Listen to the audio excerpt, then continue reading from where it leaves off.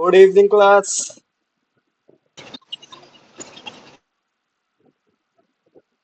Am I audible?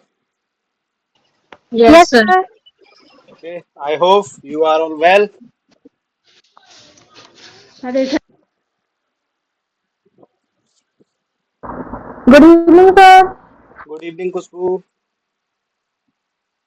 So, class, how was your Diwali? All good? Yes, sir. Okay. Yes, sir. So, let's begin the second session. Hello, Anyone good in? evening, sir. Good evening. Anyone new in class? Yes, sir. I am. Okay. Should be Yes, Okay. sir, considered. I am. Okay. So, Are you introduce myself. So, I am again introduce myself. I am Prashant Kumar, your instructor, counselor, anything as you call, of human values and environmental studies. Okay. Okay, sir. Okay, sir. Okay. So, sir yes. Sir मुझे ये पूछना था कि जैसे आपने बताया था कि सर ने कि नेम आपको कुछ रोल नंबर अपने नेम के साथ डालना है क्लास में एंटर होते टाइम, बट मैंने गूगल से चेंज किया तो रोल नंबर नहीं आ पा रहा है। मतलब मैं रोल नंबर डाल रही हूँ तो वो चेंज ही नहीं हो रहा है मेरा नेम। खुशबू जरा बताइए।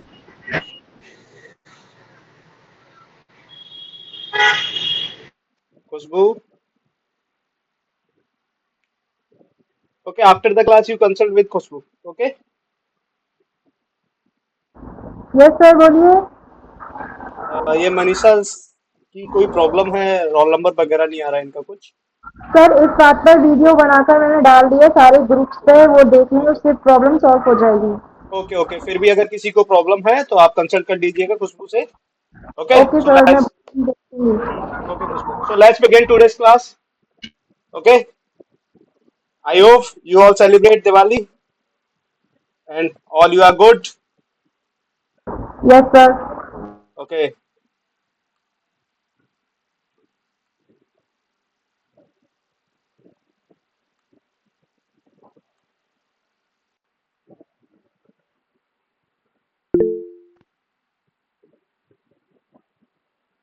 Guys, am I visible? Yes sir. Yes, sir. Okay, so welcome to the second session in co-curricular class. As you know, last class we discussed about the what is co-curricular course. Everyone know about the last class?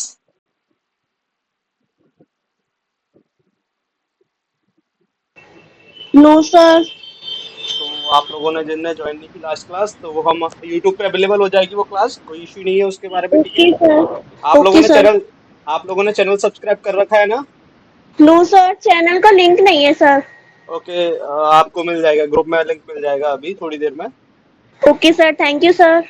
Okay चलो, अब सभी लोग अपने अपने mics of कर लो। अब हम class start करते हैं। So guys, welcome in the class. Let's begin. So here our second class, and we talking about unit first, human values and principle of ethics.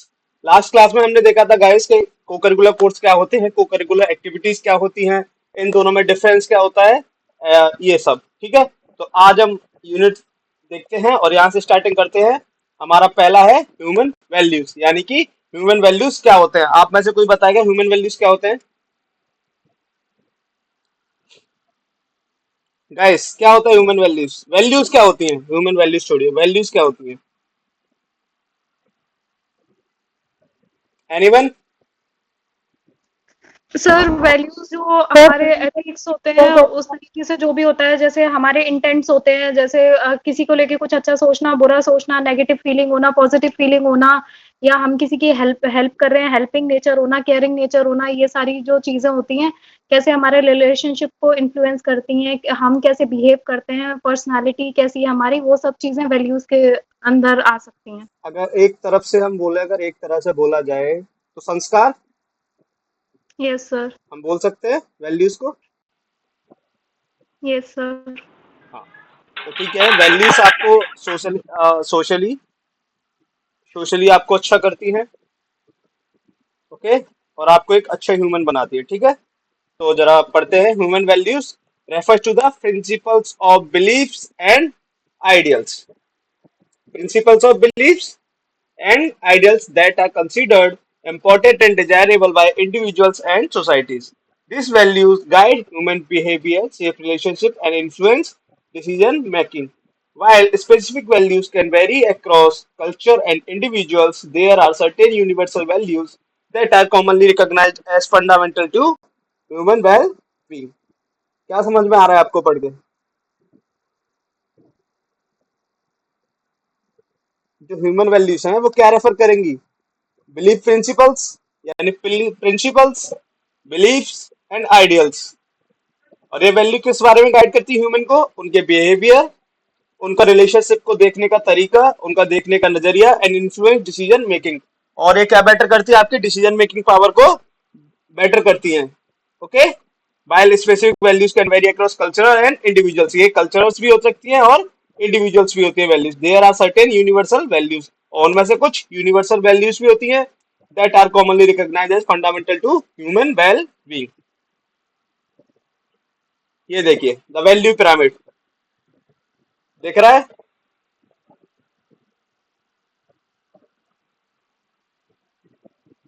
Guys, yes sir, दिख रहा है। Okay, the value pyramid. तो आप देखिए उनके आगे ये भी लिखा हुआ है कि हेड वैल्यू है, हैंड वैल्यू है, heart value, good, good destiny, good character, good habits, good action and good thoughts. 5 value pyramid है, यानी 5 बेसिकली ये वैल्यूज होनी चाहिए आप लोगों के अंदर। Good destiny, good character, good habits, good action and good thoughts. Okay, excuse me sir, yes sir, good in evening sir. Students को चैनल का लिंक जरूर दे दिया करिए, जो नए आते हैं उन्हें कह के जो सब्सक्राइब भी कर लें, जिससे उन्हें सारी यस रिकॉर्ड सेशन सर, मिल बोल दिया जाए। सर, बोल दिया मैंने, ये अभी अभी बोला है जस्ट। राइट, सर मैंने चैनल का लिंक चैट बॉक्स में डाल दिया है। Okay good, keep it continue. Okay sir. Sir आपकी गाइस, स्क्रीन शो नहीं हो रही। आपको शो नहीं हो रही स्क्रीन? बाकी सभी को सर शो हो हो रही है रही है। Screen? Yes sir. Yes sir, show हो रही है। आप एक काम कीजिए, आप रिज्वाइन कीजिए।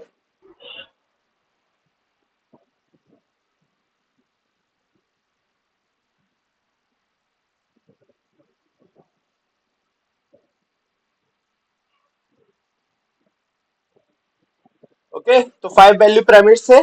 Good destiny, good character, good habits, good action and good thoughts. These values provide a framework for individuals to navigate the complexities of life, from meaningful relationships, and contribute positively to the communities they inhabit. While the specific expression of values may vary across different cultures and personal belief systems, there exists a common thread acknowledging certain universal principles associated to human flourishing.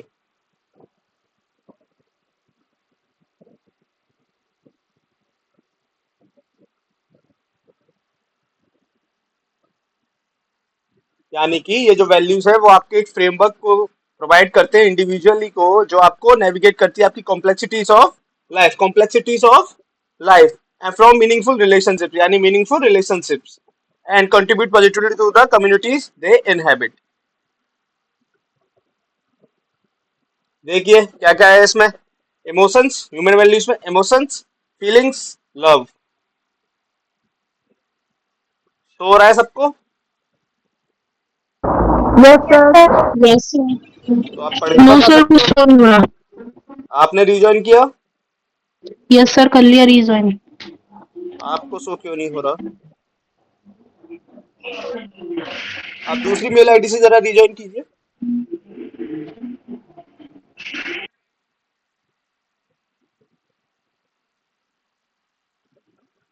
Okay guys, तो आप पढ़ के बताइए जरा कौन कौन से हैं। Emotions, love, feelings, compassion, Emotion, love, feelings, empathy, compassion, dignity, emptiness, respect, चलिए मैं बताता हूँ। Compassion, fairness, dignity, empathy, responsibility, respect and sympathy. ये होती है ह्यूमन वैल्यूज के टाइप्स। यानी ह्यूमन वैल्यूज इमोशनली भी होती हैं, फीलिंग्स वाइज भी होती है और लव वाइज भी होते हैं। एम्पैथी, एम्पैथी में दिलासा देना सर, दिलासा। हाँ, और सिंपैथी सहानुभूति। ओके। रेस्पॉन्सिबिलिटी यानी जिम्मेदारी लेना, रेस्पेक्ट दूसरों की इज्जत करना या रेस्पेक्ट देना, एल्डर्स को या कोई भी हो, कंपेशन, फेयरनेस एंड डिग्निटी। अब बात करते हैं व्हाई स्टडी ह्यूमन वैल्यूज, यानी कि हम लोगों को ह्यूमन वैल्यूज क्यों पढ़ना चाहिए, यानी आप लोग क्यों पढ़ रहे हैं ह्यूमन वैल्यूज। तो गाइस क्यों पढ़ रहे हैं हम लोग human values?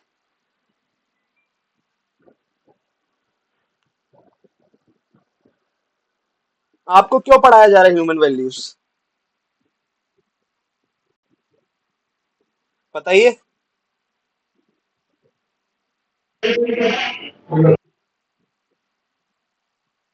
So that we can add values to our life. Okay, anyone else? हमारे विचारों को बढ़ाने में मदद करती है। अगर वन लाइनर बोले तो? अ, मतलब जो हमारे बिहेवियर वगैरह है, हमारे बिलीफ्स हैं, हमारे आइडल्स हैं, उन सबको ग्रो करने के लिए। ओके, अगर हम एक लाइन में बोले तो हम बोल सकते हैं, क्या बोल सकते हैं, एक अच्छा इंसान बनाने के लिए। Guys yes I am sir. Visible, am I visible? Yes sir. आप लोगों को स्क्रीन दिख रही है?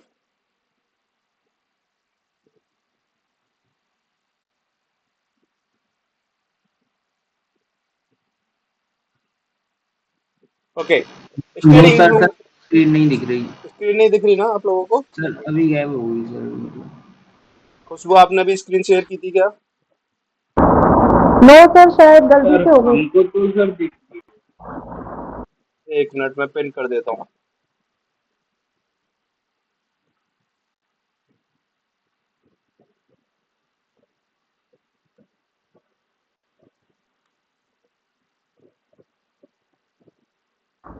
यस सर, अब शो हो रही है। शो हो रही है ना? यस सर हो रही है। Bye study human values. Okay, studying human values is important for several reasons as it provides values insight into individual and collective behavior, societal dynamics and ethical considerations. ये देखिए, values values दो जगह से connect है, एक family एक society. हम लोग दो जगह ही रहते हैं, फैमिली में रहते हैं या बाहर सोसाइटी में रहते हैं, यही दो जगह रहते हैं हम लोग। घर पे रहेंगे तो फैमिली में है, सोसाइटी में रहते हैं यस बाहर, सर। है ना। अगर yes human is sir. A social creature then we lived in a society. If human is a social creature then we lived in a society. हमारी फैमिली भी सोसाइटी में ही आती है। तो देखिए आपको वैल्यूज दिख रही हैं, वैल्यूज किस किस से कनेक्ट है, एक फैमिली से एक सोसाइटी से, ठीक है। उसके बाद आप देखिए education, improved values, enlightened society, ethical groups and organization, sensitive individuals। इसके बाद social cohesion, harmony and peace, nation building, quality of life, character formation, ideal humanity. दिखा आप लोगों को, पढ़ा आप लोगों ने? यस तो देखिए sir. Social cohesion, harmony and peace, harmony and peace, nation building, quality of life,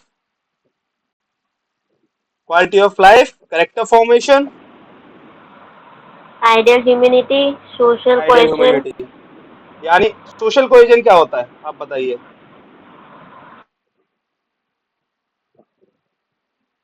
क्या होता है सोशल कोहेजन,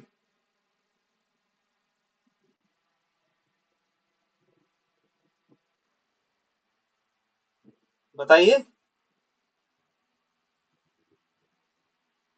नहीं पता किसी को? सामाजिक एकता, सोशल कोहेजन में सामाजिक एकता। अब समझ में आया? हिंदी में समझ में आया वर्ड सोशल कोहेजन में? Yes sir, yes sir. सामाजिक एकता यानी सामाजिक एकता में क्या होगा कि जहाँ हम सब लोग रह रहे हैं, हम सब एक होकर रहे, यही होता है harmony and peace. Harmony and peace. Peace means तो आप सबको पता होगा, पीस मीन्स तो आपको सबको पता होगा क्या होता है, शांति। हार्मनी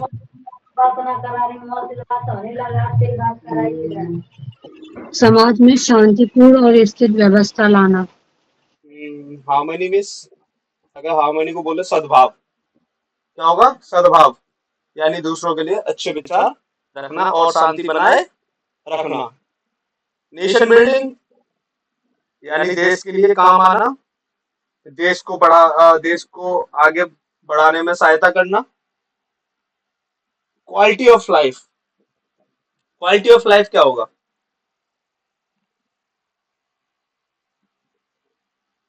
बताइएगा, क्वालिटी ऑफ लाइफ क्या होगा?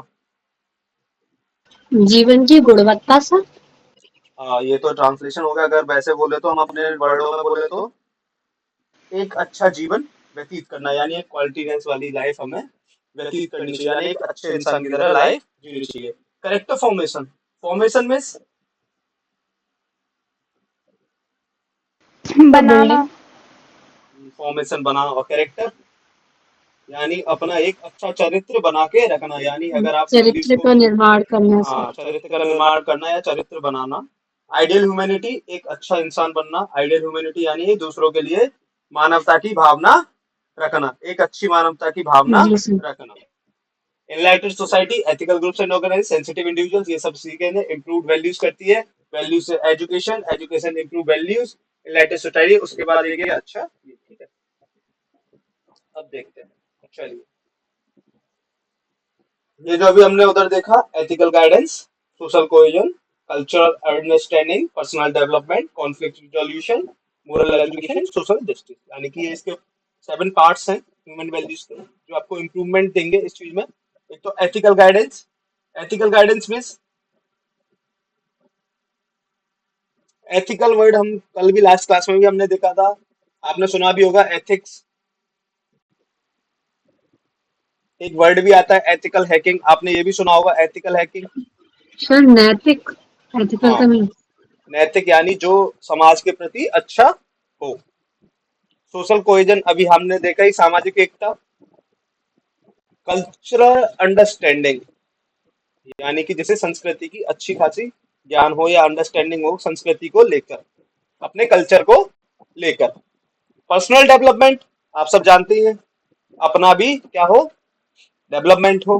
Conflict resolution, moral education, social justice, अभी हम स्टार्टिंग में देखते हैं ethical guidance. Understanding human values helps individuals and societies establish ethical guidelines. It provides a framework for making moral decisions, guiding behavior, and fostering a sense of responsibility toward oneself and other. यानी कि ये आपको क्या करेगा, individual और society में establish करेगा आपकी एथिकल गाइडलाइंस के लिए। It provide a framework for making moral decisions, यानी कि नैतिक आप अपने विचार रख सके, नैतिकता के प्रति अपने डिसीजन ले पाए। Guiding behaviour and fostering a sense of responsibility toward oneself and others, यानी कि आपको रेस्पॉन्सिबिलिटी होनी चाहिए अपने लिए और दूसरों के लिए भी, ये इसमें गाइडेंस करेगा। सोशल कोहेजन में क्या होगा, values play a crucial role in shaping the fabric of societies. Value places a crucial role in shaping the fabrics of society, यानी कि वैल्यू क्या करते हैं, एक अच्छा समाज बनाने के लिए एक बहुत ही अहम हिस्सा है। वैल्यूज एक अच्छा समाज का निर्माण करने के लिए बहुत ही अच्छा हिस्सा है ये, यानी बहुत ही क्रूशियल रोल रहता है इसका, किसमें, सोसाइटीज को बनाने में, एक अच्छी सोसाइटी को शेप देने के लिए। Studying human values helps identify common ground among diverse populations, promoting social cohesion and contributing to the development of shared norms and principles. यानी values play a crucial role in shaping the fabrics of society. Studying human values helps identify common ground among diverse population, promoting social cohesion and contributing to the development of shared norms and principle. यानी कि जो human values पढ़ने से क्या क्या होगा कि आपको कॉमन ग्राउंड के लिए क्या मिल जाएगा, एक तो डाइवर्स पॉपुलेशन में आपको पता पड़ेगा कॉमन ग्राउंड सबके लिए क्या होगा, प्रोमोटिंग सोशल कोहेजन यानी ये क्या बढ़ाएगा, सामाजिक एकता को बढ़ाने का काम करेगा, सोशल एकता को बढ़ाने का काम करेगी human values, and contributing to the development of shared norms and principle. अब कल्चरल अंडरस्टैंडिंग.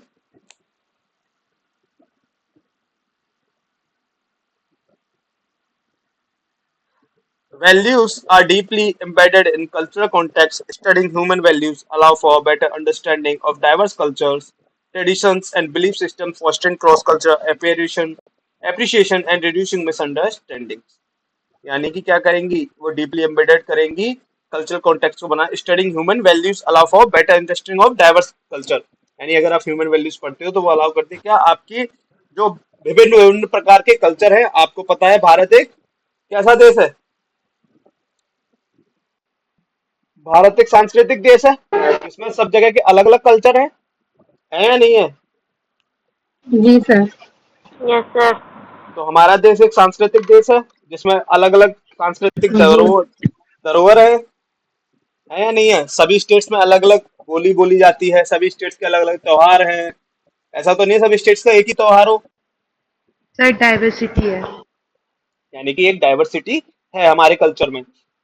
तो ये ह्यूमन वैल्यूज उस डाइवर्सिटी को समझने में, आपके कल्चर्स को, आपकी ट्रेडिशंस यानी आपकी परंपराएं and belief system, fostering cross culture appreciation and reducing misunderstandings. Okay.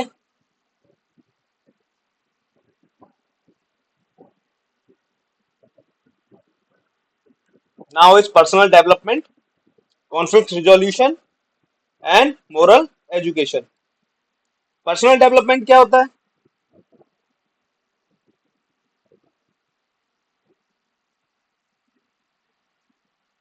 Sir अपना खुद को का डेवलप करना. डेवलपमेंट. यानी खुद को डेवलप करना, यस सर. यही होगा. Yes sir.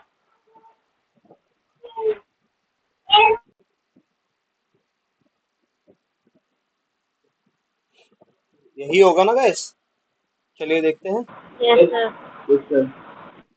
पढ़िए. Individuals who reflect on and understand their values are better equipped for personal development. Individuals who reflect on and understand their values are better equipped for personal development. यानी कि आप अगर व्यक्तिगत रूप से देखें तो आप अगर वैल्यूज को समझें तो एक बेटर इक्विप्ड है किसके लिए, पर्सनल डेवलपमेंट के. यानी कि आपको खुद को डेवलपमेंट करने के लिए एक अच्छी चीज है. Knowing one's value can guide life choices, career decisions, and the pursuit of meaningful goals, contributing to a sense of purpose and fulfillment. यानी कि अगर आप वैल्यू को जाने तो ये आपकी क्या करेंगी, एक तो आपकी लाइफ चॉइस को गाइड करेंगी, यानी आपको आगे लाइफ में क्या करना चाहिए क्या नहीं करना चाहिए, आपके करियर डिसीजंस को लेके ये बात. And pursuit of meaningful goals, यानी कि आपका गोल कोई होना चाहिए. गोल मतलब कि आपको क्या करना है, आपका एक मीनिंगफुल गोल होना चाहिए. Contributing to a sense of purpose and fulfilment. Next is conflict resolution. क्या होता है? What is conflict resolution? आपने वर्ड सुना है पहले ये? जी सर. क्या सर होता है? कॉन्फ्लिक्ट रिजोल्यूशन उसको कहते हैं, जैसे मान लीजिए कि जैसे लड़ाई हो रहा है, ठीक है, तो उसका हम कैसे सॉल्यूशन निकालें. जैसे फॉर एग्जांपल 2 स्टेट्स हैं, अब किसी प्रॉब्लम की वजह से उनमें मतभेद है, उनमें लड़ाई है, तो उसके लिए कैसे कोई सॉल्यूशन लाया जाए, उसी को कहते हैं conflict resolution. You are right. अगर कंफ्लिक्ट, तो जैसा आपने देखा अभी उन्होंने बताया, कंफ्लिक्ट रिजोल्यूशन का मतलब क्या होगा, युद्ध वियोजन. अगर शुद्ध हिंदी में अगर हम इसका अर्थ करें तो क्या होगा, युद्ध वियोजन. यानी कि अगर दो लोग या दो स्टेट या दो डिस्ट्रिक्ट जैसे भी जो भी लोग, अगर दो या दो से अधिक लोगों के बीच अगर कोई भी मतभेद हो रहा है तो आप उस मतभेद को, लड़ाई को किस प्रकार से शांत कर सकते हो या उसको खत्म कर सकते हो, ये conflict resolution. Conflict often arise from difference in values. By studying human values, it becomes possible to identify and address the root cause of conflicts, facilitating dialogues and negotiation to the find common ground. Next is moral education. What is moral education? नैतिक शिक्षा. Moral education नैतिक शिक्षा. चलिए. जी sir. The study of human values is a fundamental aspect of moral education. It helps instill a sense of morality, empathy, and social responsibility, contributing to the development of responsible and ethical citizens. The study of human values is fundamental aspect of moral education. यानी कि अगर आप human values पढ़ते हो तो ये एक आपका फंडामेंटल एस्पेक्ट है किसके लिए? मोरल एजुकेशन के लिए. ये आपको क्या करेगा? सेंस ऑफ मोरालिटी यानी आपको नैतिक आपकी नैतिकता को अच्छा करेगा या उसको सोचने की शक्ति को अच्छा करेगा. एम्पैथी. एम्पैथी क्या था? एम्पैथी क्या था? एम्पैथी बताइए.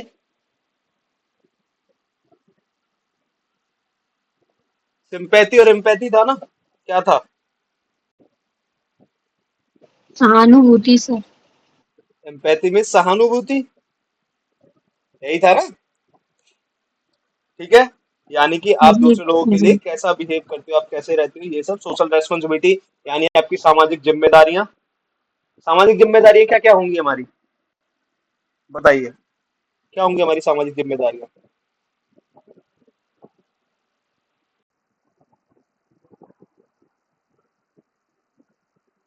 ये हमने लास्ट क्लास में भी बात की थी. एक नैतिक इंसान की सामाजिक जिम्मेदारियां क्या होंगी?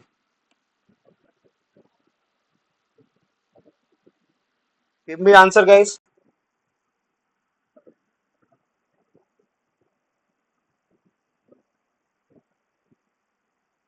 बताइए.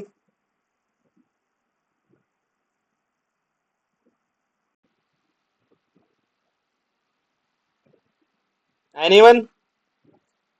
Anyone from last class?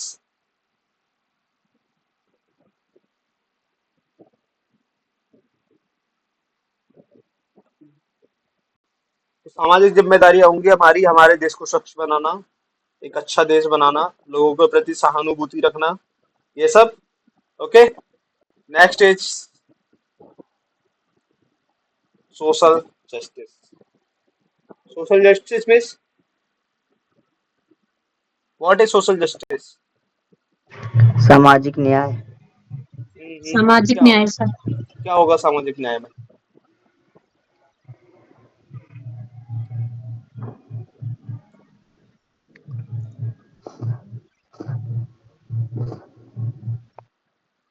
Values such as equality, justice, and fairness are essential for the promotion of social justice. यानी कि कुछ वैल्यूज जैसे कि इक्वालिटी, समानता, जस्टिस, न्याय, fairness. Fairness means what is fairness?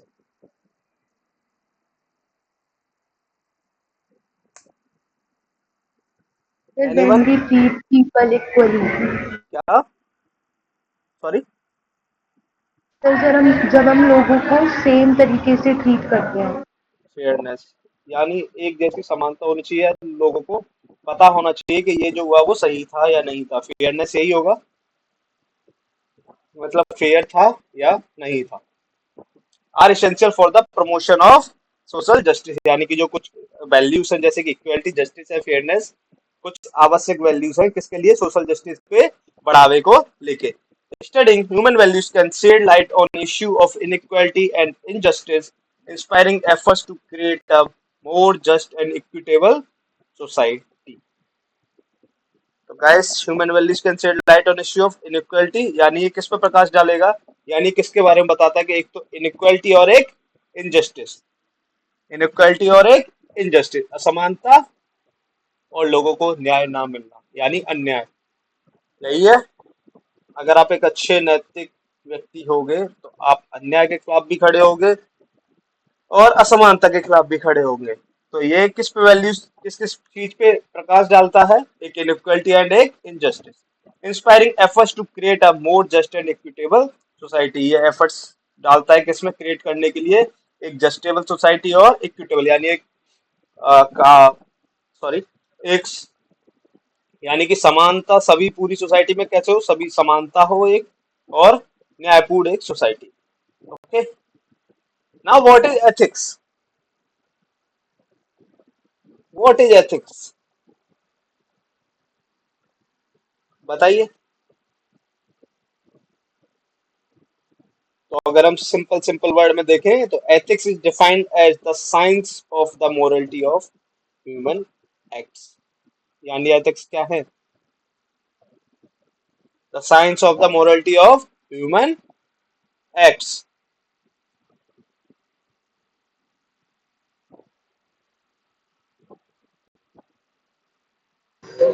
Sir ethics माने नीति राष्ट्र होता है ना?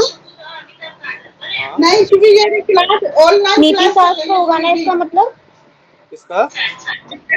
एथिक्स माने नीति नैतिकता, शास्त्र। नैतिकता, नैतिकता। जी नमस्ते।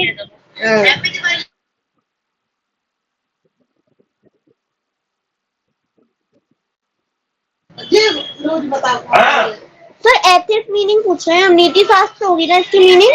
क्या, सॉरी? एथिक्स एथिक्स एथिक्स ना? एथिक्स से हमारा कैरेक्टर और रेपुटेशन बनता है। एथिक्स में हमारी ऑनेस्टी, इंटेग्रिटी और रिस्पॉन्सिबिलिटी जैसे वैल्यूज शामिल होते हैं। अगर एथिक्स को हम बोले तो नॉर्मल वर्डों में नैतिकता, ओके यानी ओके इसका सर। जो मीनिंग है वो नैतिकता है।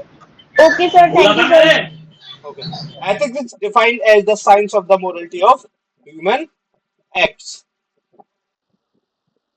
नैतिकता को मानवीय कार्यों की नैतिकता के विज्ञान के रूप में जाना जाता है। यानी नैतिकता को मानवीय कार्यों के नैतिक विज्ञान के रूप में जाना जाता है।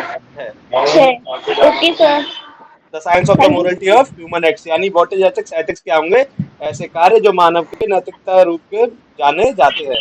यानी एक ऐसा विज्ञान जो मानव के नैतिक कार्यों के बारे में बताता है। ठीक है? Okay sir, okay sir, okay sir. Okay, now please off your mic.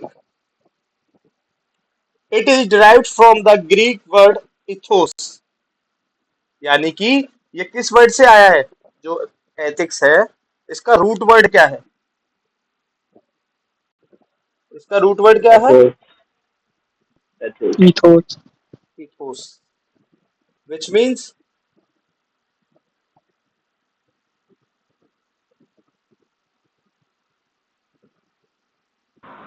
Ethos एक कैरेक्टरिस्टिक वे ग्रीक वर्ड है। ऑफ इसका क्या तरीका है? इसका वर्ड, सॉरी, इसका वो क्या है, अर्थ क्या है इथोस का? which means characteristic way of living। Characteristic way of living. Characteristic क्या होता है? किसी चीज, सिद्धांत, हाँ, सिद्धांत। Okay, anyone else? Sir screen नहीं दिखाई दे रही किसको नहीं दिखाई दे रही? सर हमें। बाकी सबको विजिबल हो रही है स्क्रीन? Yes sir. ओके, आप रिजॉइन करके देखिए। ठीक है सर। यानी एथोस का क्या मतलब होगा? जीवन जीने का विशिष्ट तरीका। यानी हम विभिन्न विभिन्न किन तरीकों से जीवन अपना जी सकते हैं। While Latin, in Latin is मोस, मोड्स मीनिंग ट्रेडिशन और कस्टम। यानी कि लेकिन लैटिन में इसका मतलब क्या होता है? मोस, मोड्स, और ट्रेडिशन और कस्टम। कस्टम क्या होता है? कस्टम क्या होता है? यानी कि लैटिन में इस वर्ड का मतलब होगा, अगर ये वर्ड ग्रीक का है इथोस, तो इसका मतलब होगा करेक्टरिस्टिक वे ऑफ लिविंग। लेकिन अगर यही वर्ड लैटिन में है तो इसका मतलब होता है मोस और मोरस, जिसका मतलब होता है ट्रेडिशन और कस्टम। यानी परंपरा और रिवाज। यानी या तो रिवाज। परंपरा है रिवाज, कस्टम इज रिवाज। ओके, नाउ टर्न टू जी the next sir. Slide. Ethics is based on well-founded standards of what is morally good and bad and morally right and wrong for the society। यानी कि जो ethics है वो based है किस पर? Well founded standards हैं इसके, जो क्या बताते हैं आप मोरली गुड और बैड हो, मोरली राइट और रॉन्ग हो फॉर द सोसाइटी। यानी कि आप समाज के लिए नैतिक पूर्ण तरीके से अच्छे हो या बुरे हो, सही हो या गलत हो. Okay. Ethics establish the rules that individuals need to follow for the survival of the society. Therefore, ethics are subjective and communal. Ethics establish the rules that individuals need to follow for the survival of the society. Therefore, ethics are subjective and communal. नैतिकता उन नियमों को स्थापित करती है जिनका पालन समाज के अस्तित्व के लिए व्यक्ति को करना चाहिए. इसलिए नैतिकता व्यक्तिपरक और सामुदायिक है. यानी कि जो नैतिकता है वो कैसी है, सामुदायिक है. ठीक है, यानी ये बताती है कि आपको ऐसी चीजें, ऐसे नियमों को पालन करना चाहिए, ऐसे नियम स्थापित करती है जो मानव समाज के लिए अच्छे होते हैं. Okay. An ethical behaviour is and action that is following the rules of what is considered correct in society. On the contrary, a moral behavior is driven by the desire to be good. यानी नैतिक व्यवहार का वह कार्य है जो समाज में सही मायने जाने वाले नियमों का पालन करता है. इसके विपरीत नैतिक व्यवहार अच्छा बनने की इच्छा से प्रेरित होता है. यानी कि ये एक ऐसा कार्य है जो आपको क्या करेगा कि उन नियमों का पालन करना सिखाएगा जो समाज के लिए सही है, जो समाज के लिए सही है. और ये ड्राइव करता है, ये आपको प्रेरित करता है किसके लिए, एक अच्छा इंसान बनने के लिए. एथिकल गाइडलाइंस, यानी कि जो एथिक्स की गाइडलाइंस क्या क्या होंगी. Ethical guidelines, ethical guidelines helps ensure responsible and ethical conduct by establishing standard sir of.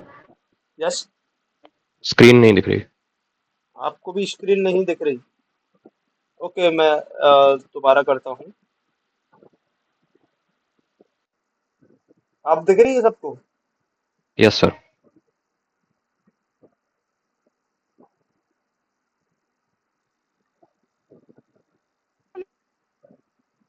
Ethical guidelines help ensure responsible and ethical conduct by establishing standard of behavior, promoting fairness, protecting rights and minimizing harm. यानी guidelines, जो ethical guidelines है वो किस में help करती है, ensure करने के लिए ये बातें कि आप रेस्पॉन्सिबल हो, आप ethically conduct bye establishing standard of behaviour, यानी आप समाज के प्रति नैतिकतापूर्ण बिहेवियर रखते हो या अपना व्यवहार रखते हो. प्रमोटिंग फेयरनेस यानी समाज में एकता या पारदर्शिता. फेयरनेस का जो प्रॉपर वर्ड होगा वो होगा पारदर्शिता, यानी आप समाज में प्रॉपर पारदर्शिता बनाए रखें. प्रोटेक्टिंग राइट्स, यानी अधिकारों को प्रोटेक्ट करना. एंड मिनिमाइजिंग हार्म, और हार्म को मिनिमाइज करना. देखिए एथिक्स में क्या क्या आ रहा है. Moral principles, honesty, rights, fairness, responsibility, conscience, choice, honour, value, integrity, ये सब है. ओके, देखा आपने.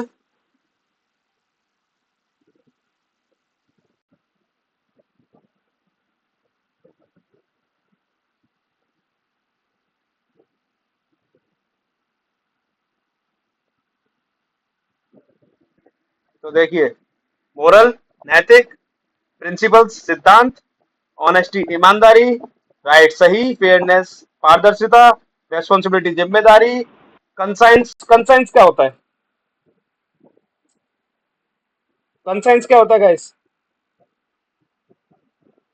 एनीवन?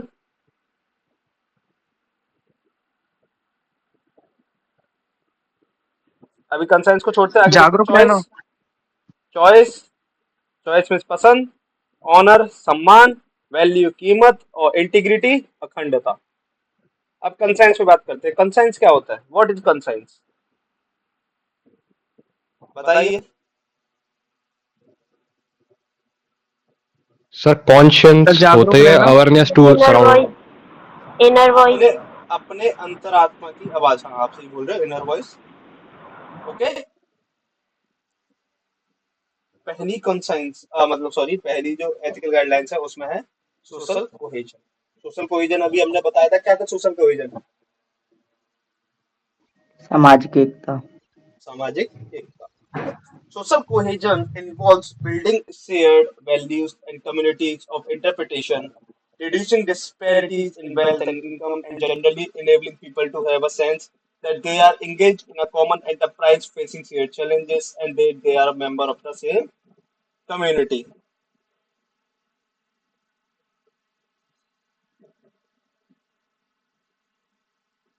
यानी कि जो सामाजिक एकता है वो क्या करती है, तो बनाने में मदद करती है, जिसकी building share values and communities of interpretation यानी समुदाय को निर्माण करती है, और धन और आय में असमानताओं को यानी वेल्थ एंड इनकम यानी धन और आय, wealth and income are generally enabling people to have a sense that they are engaged in a common enterprise, और लोगों को एंगेज करती है कि वो सब एक ही एंटरप्राइज मतलब क्या होता है, जहां सब लोग एक ही जगह काम करते हैं, तो वो सब क्या है, हम सब एक ही जगह के एक ही जैसे इंसान हैं, हम सब एक ही सेम जगह पर रहते हैं, फेसिंग शेयर चैलेंजेस और शेयर चैलेंजेस को फेस करना, and that they are member of the same community, और ये बताना कि हम सब एक ही समुदाय के नाग सॉरी सदस्य हैं, हम सब एक ही समुदाय के सदस्य हैं।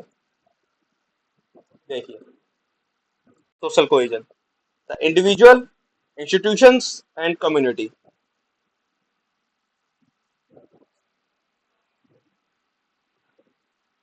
कम्युनिटी में देखो तो environment, relationships and ties, process, performance and goal attainment. अगर इंडिविजुअल में self motivation, perceptions, norms and values, participation and performance, और इंस्टीट्यूशन में conflict management and decision making, human rights, environment. Okay, social cohesion तीन type के हैं, the individuals यानी individually आपके लिए, कम्युनिटी यानी समुदाय के लिए, इंस्टीट्यूशन यानी किसी संस्था को लेके, ये सब।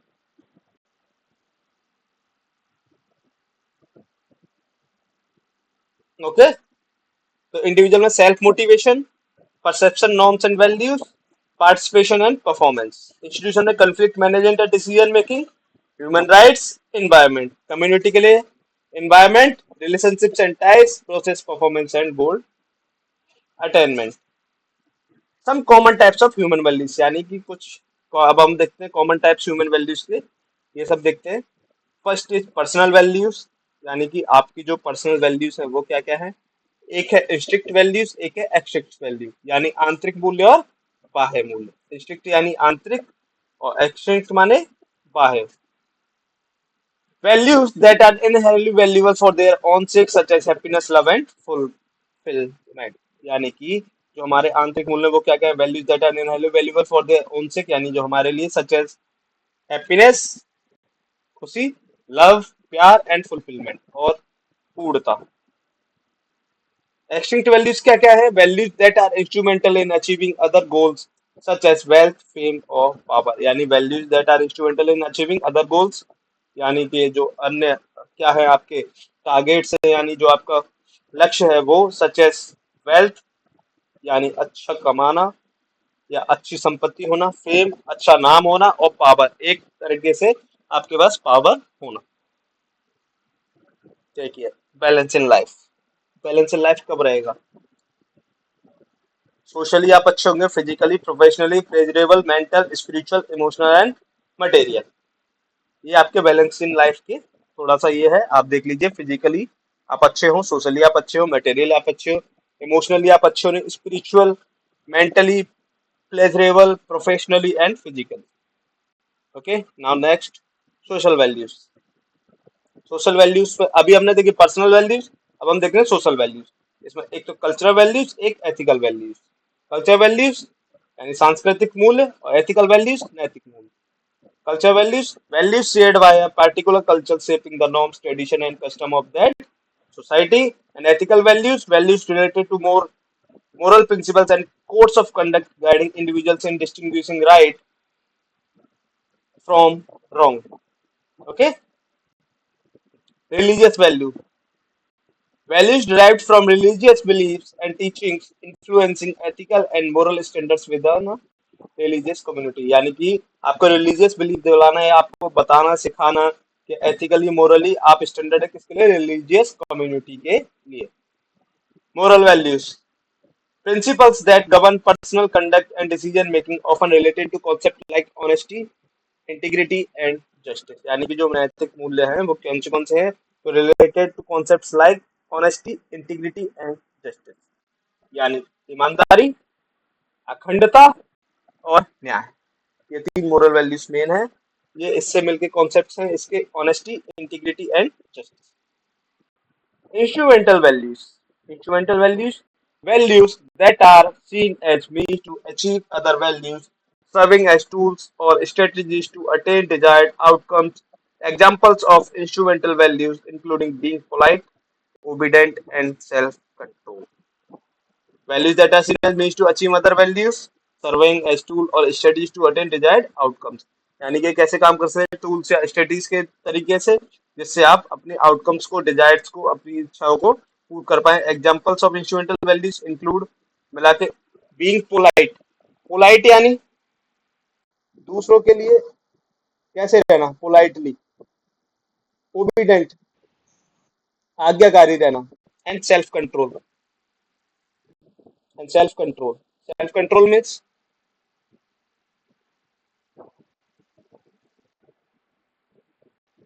सेल्फ कंट्रोल मीन्स क्या होता है. खुद पर नियंत्रण. यानी कि आपको अपनी इच्छाओं पर अपने उस पर सब पे खुद पे नियंत्रित रह के. Okay. Next is emotional values. Values associate with emotions and feelings such as love, compassion, and empathy. Okay. Intellectual values.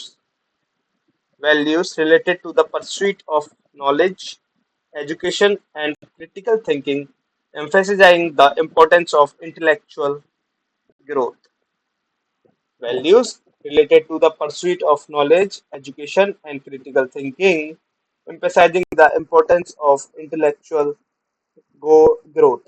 यानी कि ज्ञान की खोज, शिक्षा और आलोचनात्मक सोच से संबंधित मूल बौद्धिक विकास के महत्व पर बल देते हैं. यानी कि इनमें क्या है आपको नॉलेज, ज्ञान, शिक्षा, education and critical thinking. Critical thinking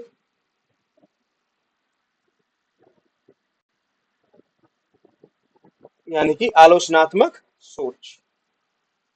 ठीक है. Aesthetic values. What is aesthetics.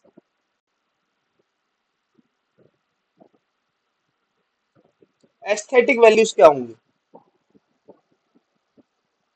सुंदरता. हाँ सौंदर्य. सही है. सुंदरता. Values related to beauty, art, and the appreciation of aesthetics encompassing preference for artistic expressions, creativity, and harmony. Values related to beauty, art, and the appreciation of aesthetics encompassing preference for artistic expression, creativity, and harmony. यानी कि सौंदर्य या सुंदरता कला और सौंदर्य शास्त्र की प्रशंसा से संबंधित मूल्य है जो कलात्मक अभिव्यक्ति रचनात्मक सद्भाव के लिए वरीयताओं को शामिल करते हैं. Assigning a value to an object based on its appearance and emotional effect is known as aesthetic value. यानी कि assigning a value to an object based on its appearance and emotional effect is known as aesthetic value. यानी किसी वस्तु के उसके स्वरूप और उसके भावनात्मक प्रभाव के आधार पर मूल्य प्रदान करना सौंदर्य मूल्य के रूप में जाना जाता है. यानी कि आप किसी भी चीज को कैसे प्रदान कर रहे उसके एक तो सॉरी एक तो उसको फिजिकल को देख के तो वो कैसा है, कैसा दिखता है, उसका स्वरूप कैसा है, और एक उसका इमोशनली प्रभाव यानी कि इमोशनल इफेक्ट उसका कैसा है यानी कि उसके भाव कैसे. ये सब क्या करता है एक एस्थेटिक वैल्यू के रूप में जाने जाते हैं. People tend to prefer beautiful things and these things tend to be more expensive than similar items without an aesthetic component.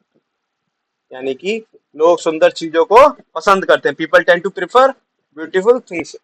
As you all know कि लोग सुंदर चीजों को ही पसंद करते हैं. इंसान की फितरत है सुंदर चीजों को पसंद करना. Yes, sir.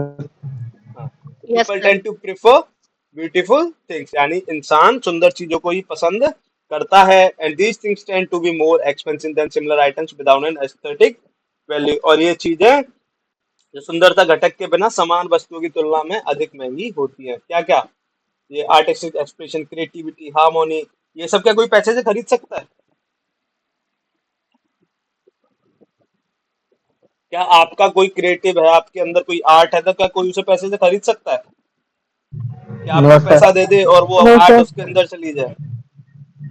No, no. तो इसलिए इट इज देखिए this things tend to be more expensive than similar items without an aesthetic component. यानी कि जिनमें सौंदर्य कंपाउंड कंपोनेंट नहीं होता है उनसे ये बहुत ज्यादा अधिक एक्सपेंसिव होती है क्योंकि ये हर किसी के पास नहीं होंगी. क्या हर कोई गाना गा सकता है. बताइए। गाना तो सभी गा सकते हैं, क्या सुर में कोई सही से गाना गा सकता है? हर कोई गा सकता है सुर में? नहीं सर। No sir. या मेरे पास बहुत ज्यादा पैसा हो तो मैं आप लोगों को जो अच्छे से गा रहा हूँ सुर को, उसको मैं बहुत ज्यादा पैसा दे दूं और उससे उसके सुर ले लूं, ले सकता हूँ ऐसे? No sir. No sir. हाँ, तो इसलिए क्या बोल रहे हैं, this thing tend to be more expensive than similar items without an aesthetic component. Okay, difference between moral and ethical values, यानी कि मोरल और एथिकल वैल्यूज में क्या क्या फर्क है। देखिए, एथिक्स सोशल पर्सपेक्टिव के लिए, मोरलिटी इंडिविजुअल पर्सपेक्टिव के लिए। देखा, तो एथिक्स और मोरल का मतलब, एक तो सोशल पर्सपेक्टिव, इंडिविजुअल पर्सपेक्टिव, यानी एथिक्स में सोशल पर्सपेक्टिव और मोरलिटी में individual perspective. Morals and ethics encompass the principles and values that govern human behavior and decision making, promoting virtuous conduct and human well-being। यानी दोनों हैं similar, यानी दोनों क्या चीजें करेंगे, मोरल और ethics encompass the principles and values that govern human behavior and decision making, promoting virtuous conduct and human well-being। यानी कि दोनों encompass करेंगे प्रिंसिपल्स को and values that govern human behavior, यानी कि ह्यूमन बिहेवियर को वो क्या करेंगी, देखेंगे, एंड डिसीजन मेकिंग, और आपके निर्णय लेने की शक्ति को, आपके डिसीजन मेकिंग को, promoting virtuous conduct and human well. देखिए, अब इसका ओवरव्यू देखते हैं, ठीक है। Morals and ethics are intertwined concepts that deal with principles and guidelines for human behavior and decision making. Morals are personal beliefs and values that help individuals distinguish between right and wrong, while ethics provide a broader framework that evaluates and guides conduct within a specific context, such as profession or society। यानी कि नैतिकता और आचार विचार, नैतिकता और आचार विचार ये दोनों आपस में कैसे जुड़ी हुई हैं, एक जुड़ी हुई दोनों कैसी हैं, अवधारणा है जो मानव व्यवहार, यानी कि इंसान का जो व्यवहार है उसको लेके, और निर्णय लेने के सिद्धांतों को दिशा निर्देशों से संबंधित करती है। यानी कि ये आपको रास्ता दिखाती है किसके लिए, एक तो आपको मानवता का व्यवहार और आपके निर्णय लेने का तरीका, आपके सिद्धांत। ओके, नैतिकता व्यक्ति विश्वास और मूल्य है, नैतिकता व्यक्तिगत विश्वास और मूल्य है। That helps individual distinguish between right and wrong। और ये जो व्यक्ति को क्या सिखाता है, ये व्यक्ति को क्या सिखाता है कि क्या सही है और क्या गलत है। ये आपकी इस शक्ति को जगाता है कि आप ये पहचान सको, आपकी डिसीजन मेकिंग हो कि आप बता सको क्या सही है और क्या गलत है। While ethics provide a broader framework that evaluates and guides conduct within a specific context such as profession or society। जबकि नैतिकता एक व्यापक ढांचा प्रदान करती है, यानी कि ये क्या है, ये सोशली एक ढांचा प्रभाव करती है, जिससे का मतलब क्या है, जो किसी विशेष संबंध जैसे किसी पेशे या समाज के भीतर आचरण का मूल्यांकन और मार्गदर्शन करती है। यानी ये प्रोफेशनली या किसी एक जगह हम लोग काम कर रहे हैं वहां, ये सब ठीक है। अब देखते हैं इसके एग्जांपल्स। ओके, देखिए, telling the truth, work ethics, telling the truth and work ethics. Lying to others is disrespectful of them। Lying to others is disrespectful of them। यानी कि दूसरों से झूठ बोलना उनके प्रति अनादर है। यानी कि आप अगर किसी दूसरे से झूठ बोलते हैं, वो उनके लिए क्या है, अनादर, यानी आप उनका सम्मान नहीं करते, तो आप उनसे झूठ बोल रहे हो। Even when telling the truth might hurt us। भले ही सच बोलना उनको दुख पहुंचाए, यानी कि कोई ऐसा सच हो जिससे उनको दुख पहुंचे, तो आप उनको अगर कुछ झूठ बोल रहे हो तो उनके लिए वो क्या है, एक अनादर है। It's still important to be truthful to be true to our best selfs. यानी कि हमें फिर भी कैसा रहना चाहिए, सच्चा रहना चाहिए। यानी कि कुछ भी ऐसा हो जिससे कि दूसरे इंसान को दुख हो, सच को सुन के, फिर भी अगर हम उनसे सच की जगह झूठ बोलते हैं तो ये उनके लिए कैसा है, एक अनादर करने जैसा है, यानी उनका अनादर करने जैसा है। और ये हमेशा फिर भी हमें ऐसी कंडीशन में क्या रहना चाहिए, सच्चा रहना चाहिए। वर्क एथिक्स यानी काम की नैतिकता, वर्क एथिक्स कार्मिक नैतिकता या काम की नैतिकता। It would be wrong to sit around and not to do anything all day, then take a paycheck for the day. यानी कि ऐसा भी नहीं करना कि हम पूरे दिन बैठे रहे, सुबह से शाम कुछ नहीं करें और हम उस पूरे दिन की क्या लें, सैलरी। यानी हम उस पूरे दिन का वेतन लेना भी गलत है, यानी बिना कुछ किए उस चीज का पैसा लेना भी गलत है। It's our responsibility to put effort in and work hard. ये हमारी जिम्मेदारी है कि हम उसमें क्या करें, प्रयास करें और कड़ी मेहनत करें। यानी कि दोनों में देखो एग्जांपल्स देखो, एथिक्स और morally. Ethically telling the truth and morally work ethics.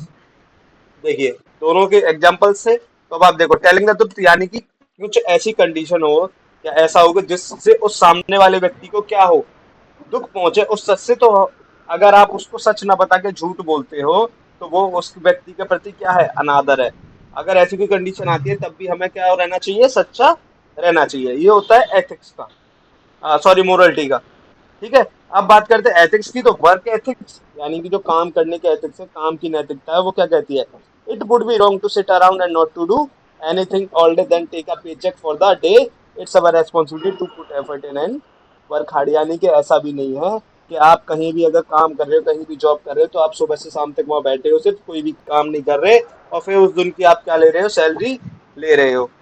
ये ऐसा नहीं होना चाहिए। हमें जितना काम करे उतना पैसा लेना चाहिए। अगर आप काम नहीं कर रहे तो आप पैसा मतलब, it's our responsibility to put efforts in and work hard. ये हमारी जिम्मेदारी है कि हम उसमें क्या करें, एक तो अच्छे से अच्छे प्रयास करें, उसमें अच्छे अच्छे एफर्ट्स डालें और वहां पर कड़ी मेहनत करें। सो गाइस, आज का सेशन में इतना ही था।